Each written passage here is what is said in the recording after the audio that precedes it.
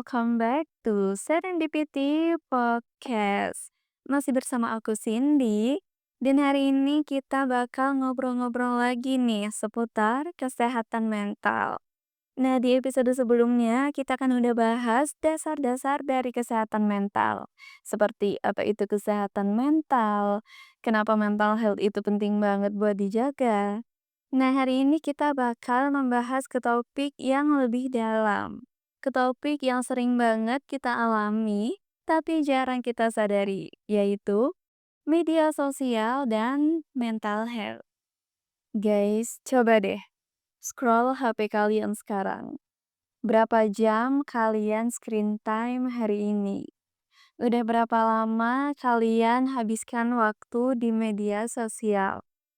Trust me, aku juga sama kok. Kadang bisa bengong sendiri pas lihat screen time aku tuh udah 7 jam sehari. Kayak, wow, gila banget. Kan kita tuh cuman bolak-balik media sosial aja gitu loh. Kayak buka Instagram, WhatsApp, TikTok, pokoknya gitu aja terus. Tapi kayak bisa sampai 7 jam gitu loh. Saking kita tuh udah ngerasa media sosial ini tuh menjadi salah satu bagian dari hidup kita. Terus, pernah nggak sih kalian ngerasa insecure nih gara-gara scroll Instagram? Atau anxiety karena ngeliat story teman-teman tuh hidupnya kayak perfect banget? Atau FOMO nih pas lihat feed orang lain? Guys, you're not alone. Kalian nggak sendiri. Ada penelitian menarik nih dari Royal Society for Public Health. Mereka nemuin kalau Instagram itu jadi platform media sosial yang paling banyak berdampak negatif di kesehatan mental anak muda. Wow, gila banget.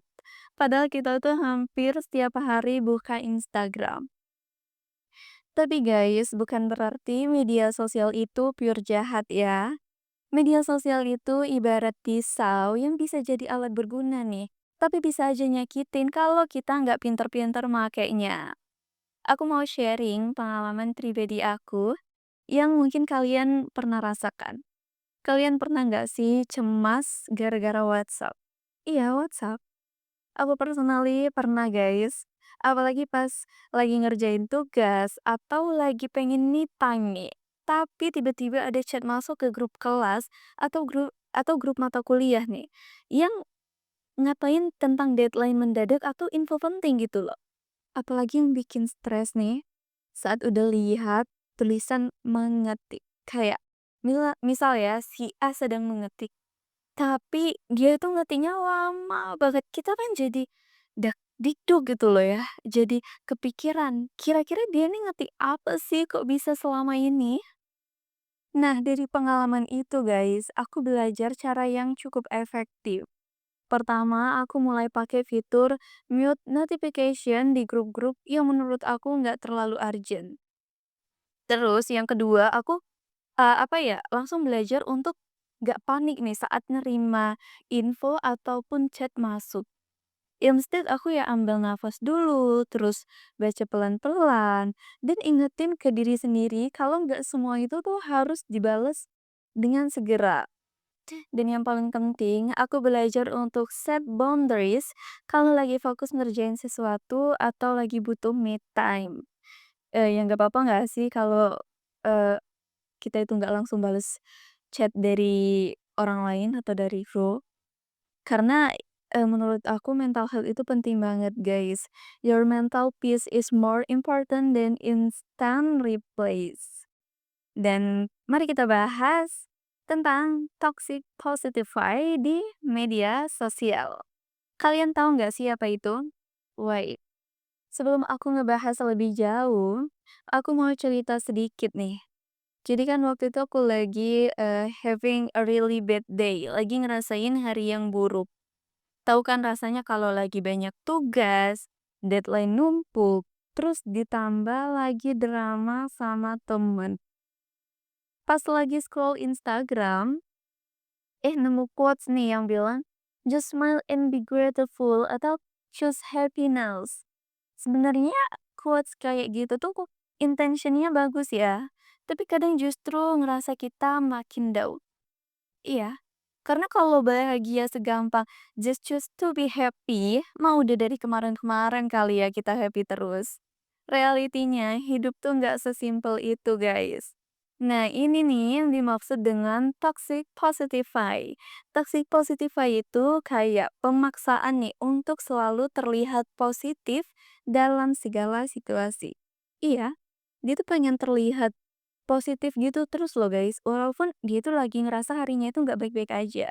Tapi pengen selalu dilihat sama orang-orang tuh kalau, "Aku tuh orangnya positif banget loh, aku tuh orangnya bahagia terus."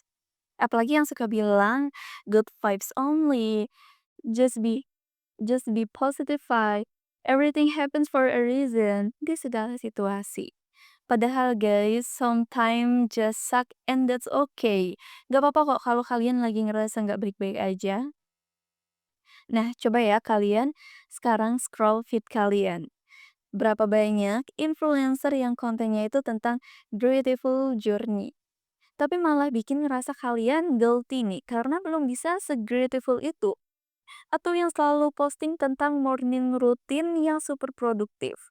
Karena bikin kalian ngerasa nggak sih kalau abis nih bangun tidur ngelihat morning routine orang lain, terus kalian langsung mikir, "Nih kayaknya aku bangun jam 10 aja udah ngerasa kayak orang paling gagal ya di dunia ini."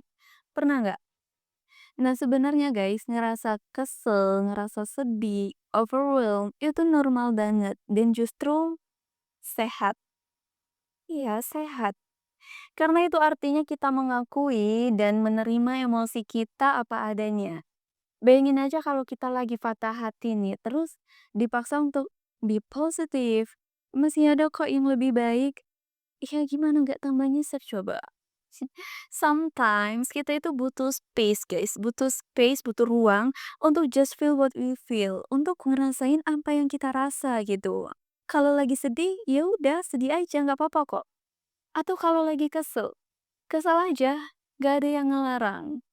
Karena kita itu nggak perlu guys maksain diri sendiri ini tuh untuk selalu terlihat positif. Karena negatif emotion itu sama pentingnya dengan positive emotion. Dalam proses kita itu growing as a person. Dalam proses kita itu untuk tumbuh sebagai manusia. Yang penting tuh bukan gimana caranya untuk kita selalu happy. Tapi gimana kita itu bisa harness nih, bisa ngerasain sama feeling kita sendiri. Nah, kalau misal lagi down, bisa reach out ke temen nih yang dengerin kita tanpa judgment. Atau kalau lagi butuh bantuan profesional, that's totally fine tuh. Gak apa-apa banget kok guys. Karena yang toxic itu buka apa ya? Karena yang toksik itu bukan negatif emotionnya, tapi ekspektasi nih bahwa kita itu harus selalu terlihat positif di segala situasi. Itu yang bahaya guys. So next time kalau kalian nemu quotes yang bilang good vibes only di media sosial, ingat ini. It's okay to not be okay. Kadang-kadang kita itu nggak apa-apa kok kalau lagi nggak baik-baik aja. Perasaan kamu itu hanya kamu yang tahu guys. Entah itu lagi seneng, lagi sedih. Ambil waktu sebentar buat ngerasain apa yang kamu rasain. Pahami perasaan itu dan sembuhin dengan cara kamu sendiri. Karena pada akhirnya jujur sama diri sendiri itu jauh lebih baik daripada maksain diri sendiri itu untuk selalu positif dan malah ngebuat kesehatan mental kita itu terganggu. Dan nah sekarang aku mau kasih tips nih yang works banget dalam bermedia sosial untuk menjaga mental health kita. Dan ini tuh bukan tips yang muluk-muluk kok guys, bukan tips yang sulit banget kalian kerjain. Nah, ini tuh bisa mulai kalian praktekin hari ini. Yang pertama, aku mau ngajak kalian untuk audit following list kalian. Maksudnya gimana? Gini deh, coba sekarang kalian buka Instagram atau TikTok kalian. Scroll feed kalian pelan-pelan dan rasain konten dari akun mana aja yang bikin mood kalian itu drop, yang bikin kalian itu ngerasa insecure, yang bikin kalian itu ngomper diri sendiri. Nah, akun-akun yang kayak gitu mending kalian unfollow deh atau minimal di unmute. Tapi Sin, Masa iya kita nge-unfollow teman sendiri? Nah ini nih yang sering banget bikin kita ragu. But guys, gak usah ngerasa gak enak. Ingat ya, kita itu nge-follow atau nge-mute itu bukan karena orangnya, tapi karena kita itu memprioritasin kesehatan mental kita. Toh bagi mereka kita itu nggak sepenting itu kok guys buat mereka pikirin. Dan lagian mereka juga nggak bakal tahu nggak sih kalau kita nge-unfollow mereka gitu atau nge-mute mereka. Yang penting bikin kita happy aja dulu guys. Apapun kita lakuin yang penting bikin kita itu tenang, bikin kita itu ngerasa bahagia, lakuin aja selagi kita itu nggak merugikan orang lain. Oke? Nah, terus coba bikin zona bebas medsos. Misalnya nih, sejam sebelum tidur atau setengah jam sebelum tidur, HP itu udah nggak usah buka sosmed lagi.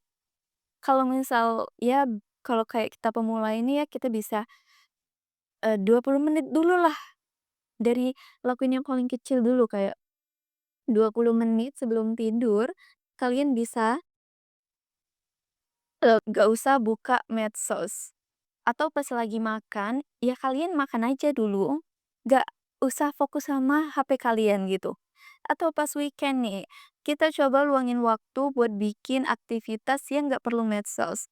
Bisa ngobrol sama keluarga, jalan-jalan ke taman, atau ngerjain hobi nih yang udah lama kita tinggalin. Dan yang terakhir, ini tuh super penting banget guys untuk selalu inget nih kalau media sosial itu cuma highlight reel dari hidup seseorang.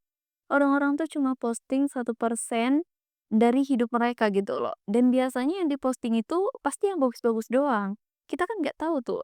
99%-nya lagi entah itu dia ngerasa lagi struggle sama hidupnya, lagi apa ya, hidupnya itu lagi hancur, kan kita nggak tahu, guys. Makanya jangan dikit-dikit lihat temen posting foto di cafe estetik, terus captionnya itu productive day, kalian langsung down gitu. Padahal kita kan nggak tahu ya, mungkin aja sebelum mereka foto itu mereka udah stres seharian ngerjain tugas. Atau influencer nih yang posting morning routine yang super perfect. Taunya pas bikin konten 1 menit itu dia retweet sampai puluhan kali dan prep time-nya itu bisa sampai berjam-jam. Nah, intinya guys, jangan sampai kita itu kebawa sama perfect life hidup seseorang yang kita lihat di media sosial. Karena sebenarnya nggak ada kok yang perfect di dunia ini. Semua orang itu pasti punya struggle-nya masing-masing. Bahkan orang sukses sekalipun, orang yang kita lihat hidupnya bahagia selalu, perfect banget, itu ya mereka juga sama kayak kita, mereka punya struggle-nya masing-masing. Cuman ya nggak diposting aja gitu. Makanya kalau kalian ngerasa kayak, "Kok hidup orang lain tuh enak banget ya? Kok hidup orang lain itu sempurna banget ya?" Ingat-ingat lagi bahwa media sosial itu ibarat seperti trailer film yang ditunjukin cuma bagian yang bagus-bagusnya aja. Nah, sebelum aku mengakhiri episode kedua ini guys, aku mau ngajak kalian buat mulai conscious nih sama digital well-being kalian. Coba deh praktekin digital detox seminggu sekali aja. Rasain bedanya. Notice your mood, your anxiety level, your self-esteem. Dan guys, kalau kalian ngerasa media sosial itu udah mulai efek nih ke mental health kalian secara serius. It's totally okay to take a break. Kalian bisa istirahat sebentar atau bahkan seek professional help. Minta bantuan profesional seperti ke psikolog atau ke psikiater. Karena mental health kalian itu jauh lebih penting guys daripada apapun. Mental health kalian itu sehat, itu juga berpengaruh loh sama kesehatan fisik kita. Nah, oke, sebelum aku mengakhiri episode ini, aku mau ngucapin terima kasih buat yang udah dengerin Serendipity Podcast. Kalau kalian suka, jangan lupa like videonya, komen karena aku pingin sharing-sharing sama kalian, dan subscribe biar nggak ketinggalan episode selanjutnya. See you next video guys, bye-bye!